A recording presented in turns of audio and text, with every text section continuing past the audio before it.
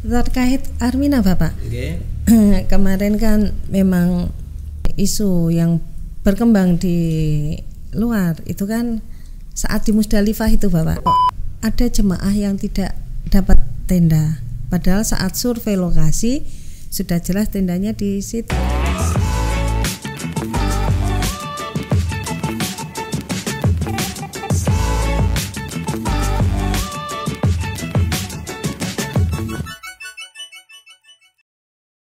Assalamualaikum warahmatullahi wabarakatuh.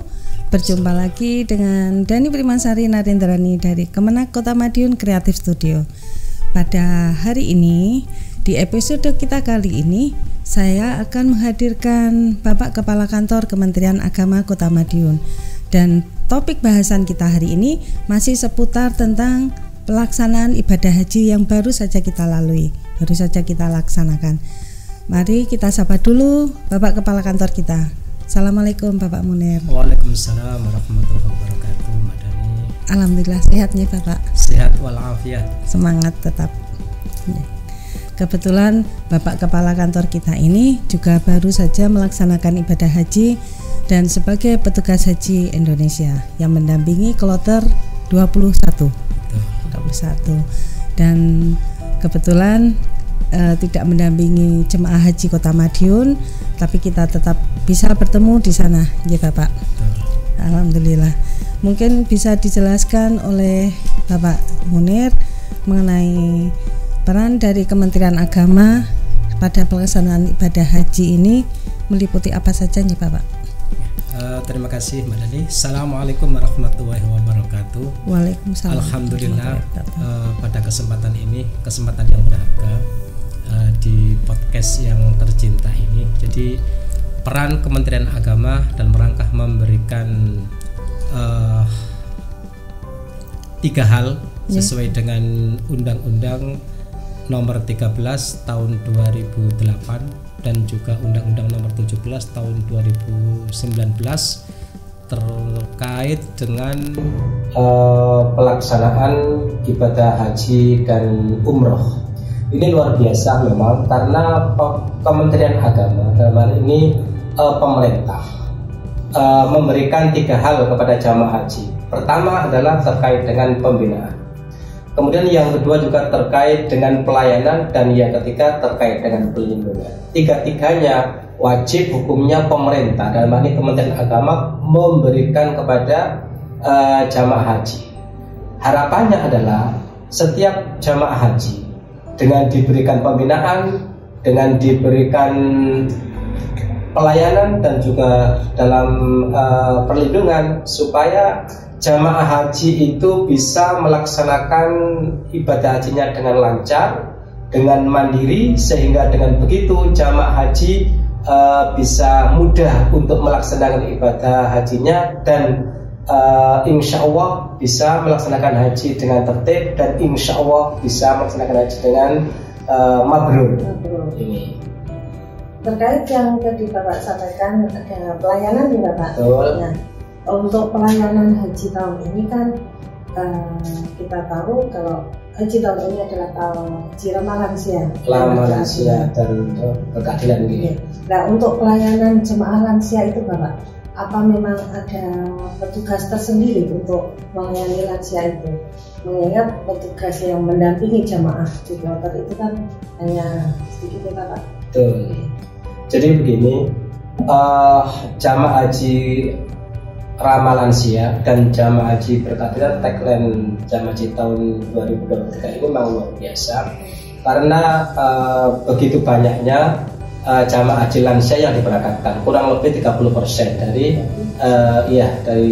dari keseluruhan jamaah haji. Dan ini luar biasa karena pelayanannya di Arab Saudi all out, mulai dari pemberangkatan di Arab Saudi sampai pemulangan.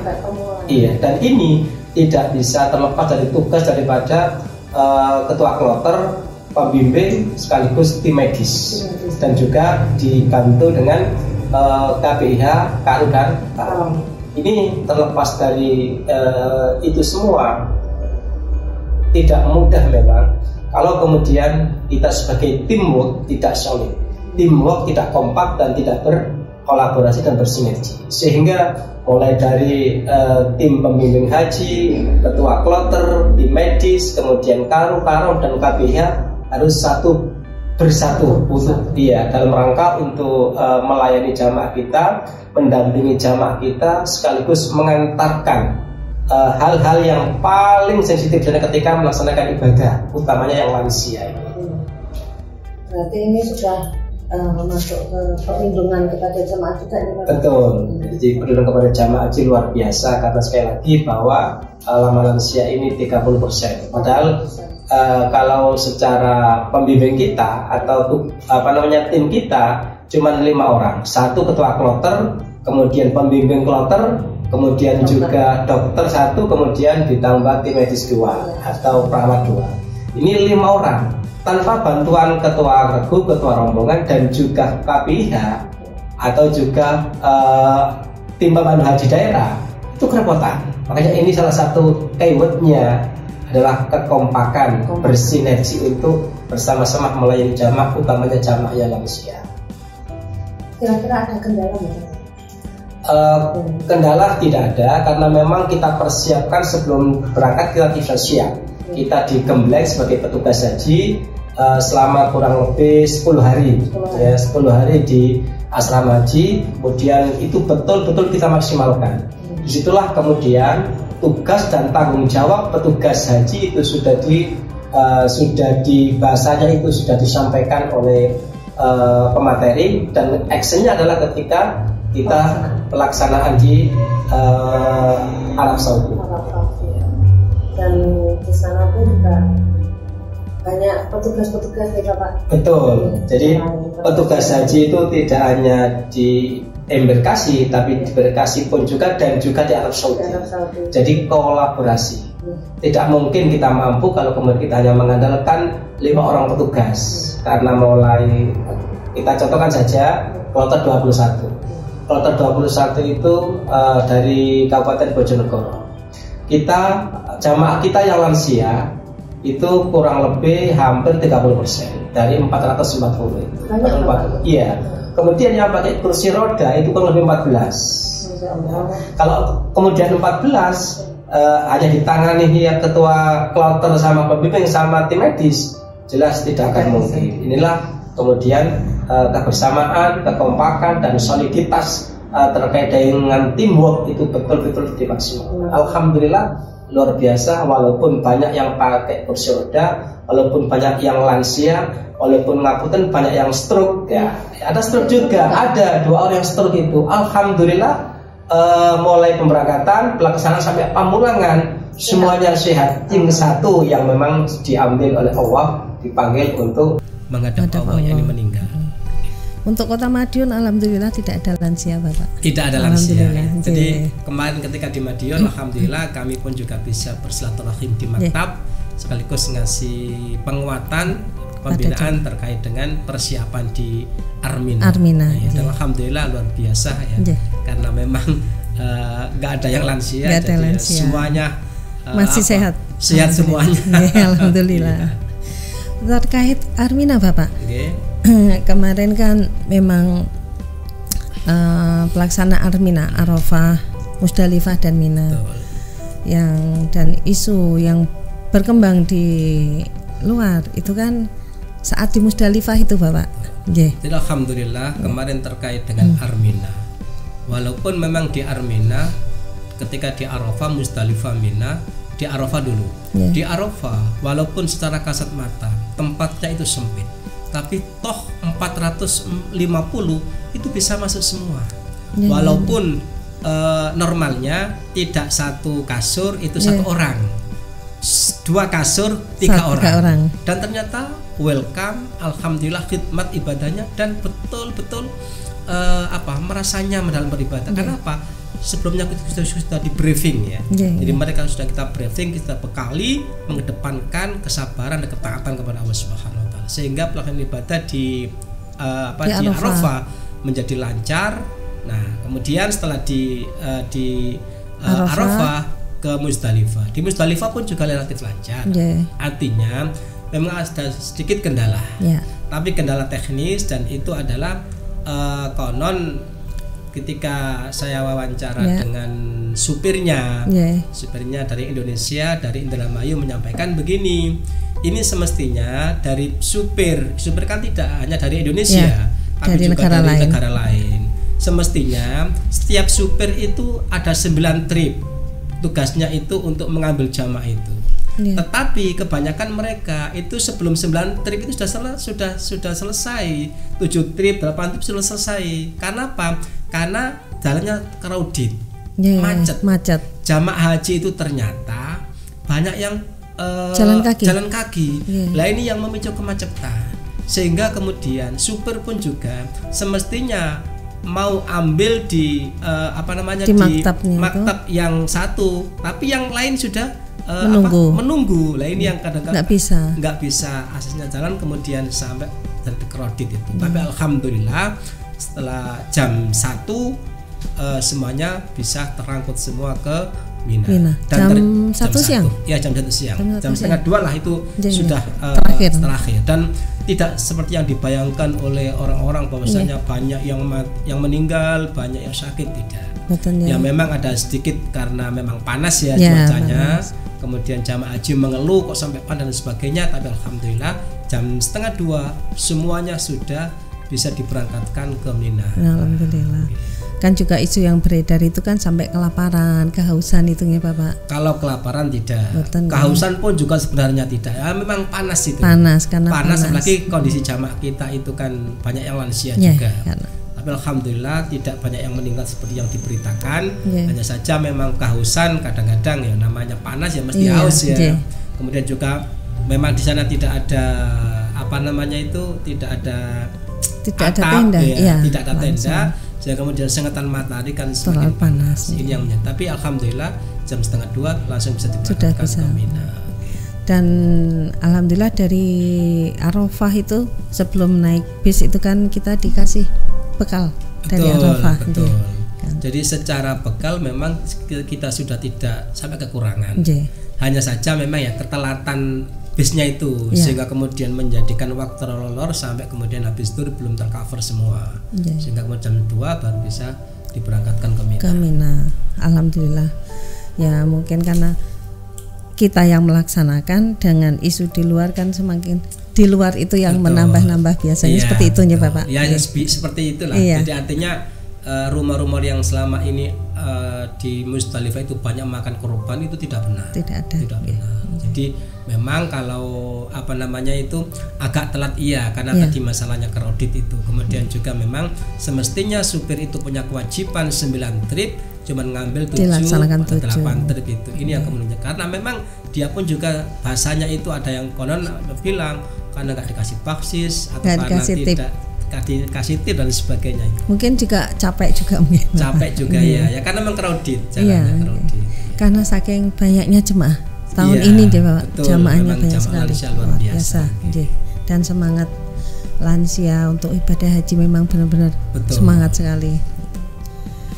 Terus ini Bapak selama di Mina itu kan juga banyak isu yang beredar kalau ada jemaah yang tidak dapat tenda, padahal saat survei lokasi sudah jelas tendanya di situ. Begitu masuk tendanya terisi yang lain gitu. Jadi gini, memang tenda mulai di Arafah kemudian di Mina itu kan hampir sama. Jadi prinsipnya tidak satu kasur atau satu tempat tidur itu satu orang. Nah kadang-kadang masyarakat kita itu sudah terbiasa satu kasur satu orang, bantal satu orang, padahal tidak.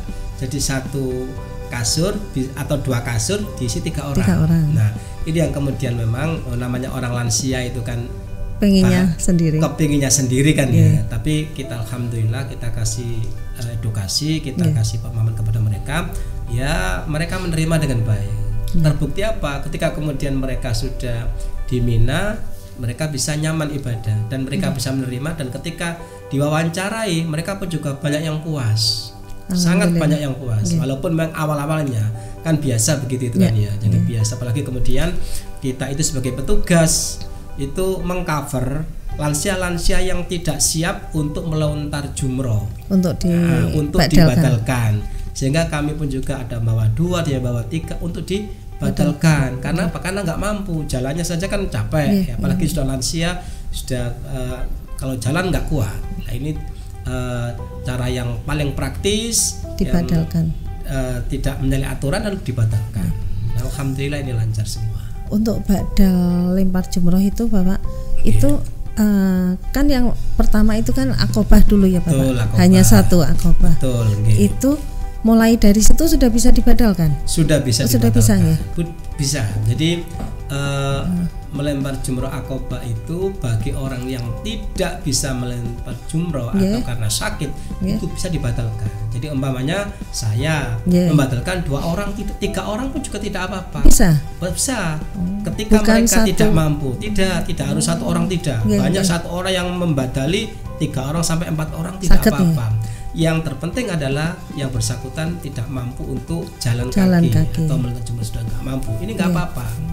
Karena memang yang terpenting adalah tata caranya. Jadi 1, tata caranya adalah saya melontar jumroh untuk diri saya sendiri dulu. Pertama. Nah, setelah itu kemudian yang saya badali. Jangan dibalik. Orang lain dulu, kemudian saya tidak bisa. Harus kita dulu selaku yang membatalkan untuk diri kita sendiri. Nah, kemudian yang kita badali itu siapa-siapa sesuai dengan urutan-urutan itu. Berarti kalau yang 3 itu akobah diselesaikan dulu. Iya, betul. Kemudian hari berikutnya pada ula, wusta, akobah. Hari berikutnya lagi ula, wusta, akobah. Jadi tanggal 12 itu. Ketika kemudian ingin nafar sani, maka ditambah 1 hari. 1 hari lagi. Berarti 4 hari ya Bapak? Iya, betul. 4 hari di Mina. Kota Madiun kemarin ambil yang nafar awal Bapak. Nafar awal. Jadi nafar awal, nafar sani dua-duanya sama. Dan Bapak kan sudah berapa kali sebagai petugas haji? Alhamdulillah saya sebagai petugas haji sudah 3 kali. 3 kali. Berangkat sendiri sekali.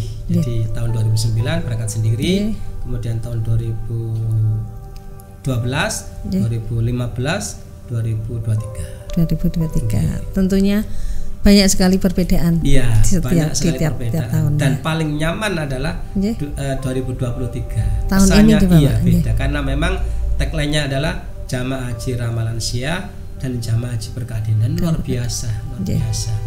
Jadi tanggung jawab kita, kemudian komitmen kita betul-betul kita mantapkan. Kalau dulu banyak jamaah haji yang karena didampingi, sekarang kan nggak ada pendampingan, sehingga kita selaku petugas ada all out. Jadi ya wis bimbing, ya wis bahasanya itu nyuapi, pernah juga kan? Gendong pun juga pernah, jamaah haji juga pernah. Iya, jamaah haji, karena itu kewajiban kita. Artinya all out benar-benar. Kalau tidak kita siapa lagi? Nah, kita berprinsip begini, bisa juga kita melayani jamaah haji, itu kan bisa menjadi wasilah kemakburan haji kita. Jadi makanya jamaah haji yang terpenting adalah bagaimana supaya niat pertama adalah kalau bisa niat haji pertama dan terakhir, supaya apa? Betul-betul ada ghirah, semangat untuk melaksanakan haji dengan bersungguh-sungguh. Ini kok tahun depan dipanggil lagi, alhamdulillah. Dan harapan kita bisa kembali lagi nih Bapak. Iya, betul. Amin. Luar biasa. Karena memang di sana itu nikmat sekali. Betul, nikmat sekali. Apakah untuk tahun depan Bapak, kira-kira apakah masih ada lansia-lansia yang akan diberangkatkan? Mudah-mudahan masih ada. Karena memang jamaah haji yang lansia ini masih banyak yang memberangkatkan itu. Mudah-mudahan masih ada. Cuman kalau boleh usul ya, kalau kemudian lansia itu tetap ada dan porsinya banyak, alangkah indahnya kalau kemudian nanti petugasnya pun juga ditambah. Petugasnya ditambah sehingga betul-betul bisa efektif, kolaboratif, kemudian juga betul-betul bisa maksimal. Karena memang 5 orang dengan mengcover 450 jamaah itu ya memang seperti yang dengan lihat memang susah. Tapi kalau bisa, tapi ya memang soroh gitu. Dan yang muda-muda memang harus mengalah kalau dengan yang sepuh-sepuh. Ya, mudah-mudahan. Apalagi kemudian tidak ada pendampingan kan. Nah, itu Bapak. Ini yang kendala juga. Sehingga semuanya dibebankan kepada petugas. karena kita kan juga nggak tahu bahasa Jawanya aten-atenane yang lansia ini Bapak. Lansia betul. Okay. Alhamdulillah lancar semuanya Bapak. Okay. Dan ini kan memang baru pertama kali kan jamaah haji punya tagline ramah lansia dan jamaah haji berkeadilan. Tahun-tahun sebelumnya kan tidak ada. Tidak ada. Saya yakin kemarin ketika Gusmen memberikan pembinaan kepada petugas di Hotel 601, surprise luar biasa. Artinya apresiasi luar biasa dari Gusmen. Merasa puas dengan petugas haji yang ada di Arab Saudi ya. Jadi sudah all out.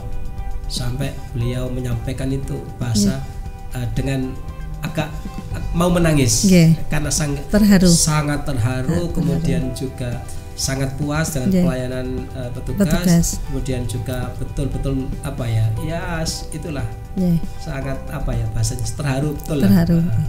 Itu berarti waktu Gusmen hadir khusus di sektor 6 saja Bapak? Semuanya sebenarnya. Oh semua. Iya. Sebenarnya semuanya, cuman memang kadang-kadang undangan itu kan nggak langsung mendadak mendadak sehingga kemudian ya ada yang hadir ada yang tidak. Alhamdulillah saya hadir dan saya juga itu bisa poin-poinnya saya catat dan memang seperti itu apresiasi dari Gusmen yang luar biasa. Bulan jamaah. Mungkin ada yang bisa disampaikan Bapak kepada jamaah haji. Mungkin kan tahun depan pasti akan ada pemberangkatan lagi.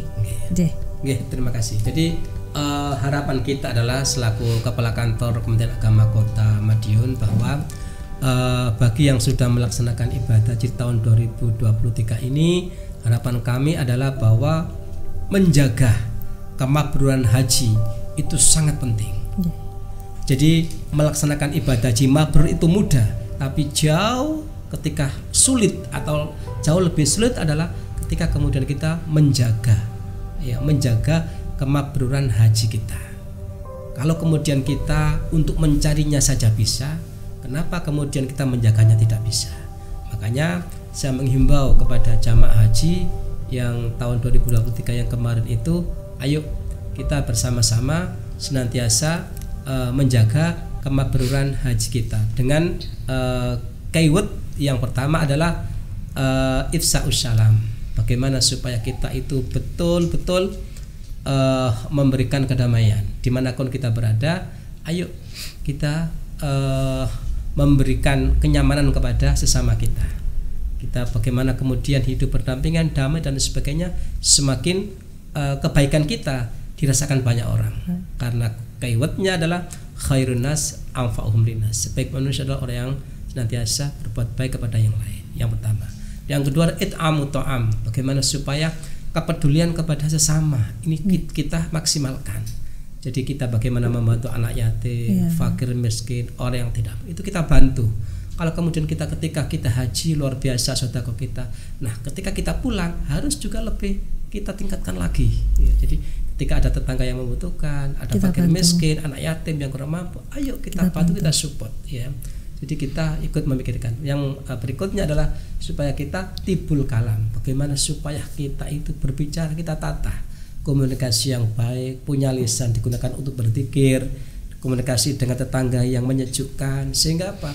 Sehingga seolah-olah kita itu bagaimana hidup yang betul-betul harmoni sekaligus hidup-hidup yang bahagia. Dan yang berikutnya adalah ingat harus lebih zuhud. Jadi zuhud. Artinya apa? Bahwa masalah dunia ayolah kita singkirkan dulu atau kita nomor duakan. Akhirat harus kita maksimalkan. Tidak kemudian dunia tidak penting, tidak, dua-duanya penting. Wal akhiratu khairul laka minal ula. Akhirat lebih kita utamakan. Karena ingat kita adalah menjaga kemakburan haji kita. Kemudian juga yang terakhir adalah insya Allah kalau kemudian kita bisa mempertahankan kemakburan haji kita, insya Allah jaminan kita adalah surga. Sebagaimana hadis Rasulullah, al umratu ila umratin kafaratun lima bainahuma wal hajjul mabrur laisa lahu jazaa'un ilal jannah. Ini makanya untuk mempertahankan haji mabrur itu susah karena apa? Balasannya itu langsung surga. Langsung surga. Makanya ayo tetap kita menjaga kesehatan kita, kita senantiasa melestarikan kemabruran haji kita. Mudah-mudahan kita diberikan oleh Allah Subhanahu wa taala menjadi haji yang mabrur. Amin, dan mudah-mudahan kita tahun depan atau kapan lagi kita akan dipanggil oleh Allah untuk bisa melaksanakan ibadah haji dan juga ibadah umroh. Jika kok kemudian Allah memanggil kita untuk wafat umpamanya, mudah-mudahan haji yang terakhir kita menjadi haji yang mabrur. Amin ya rabbal alamin. Saya kira itu yang bisa kami sampaikan. Ada lagi Mbak Dani? Monggo Bapak. Demikian, kurang lebihnya mohon maaf. Assalamualaikum warahmatullahi wabarakatuh. Terima kasih Bapak sharing-sharing kita di hari ini. Dan bagaimana tadi Bapak Kepala Kantor Bapak Munir telah menyampaikan tentang perjalanan ibadah haji, pelaksanaan ibadah haji, dan juga bagaimana cara kita untuk menjaga kemabruran haji, untuk mendapatkan surganya dari Allah. Dan semoga Bapak dan kita bisa kembali lagi ke Tanah Suci untuk melaksanakan haji dan umroh. Amin. Terima kasih atas waktunya Bapak. Sama-sama. Nanti kita bertemu di episode berikutnya. Sehat selalu Kakang Bapak. Amin. Terima kasih. Inilah yang bisa kita sampaikan kepada para pemirsa. Semoga bisa menjadikan manfaat untuk kita semua, terutama haji yang baru pulang dan untuk haji yang akan berangkat di tahun depan. Terima kasih. Dani Primasari Narendrani, Hendra Aditya Pratama, dan Awawina dari Kemenak Kota Madiun Kreatif Studio mengucapkan terima kasih. Wassalamualaikum warahmatullahi wabarakatuh. Waalaikumsalam.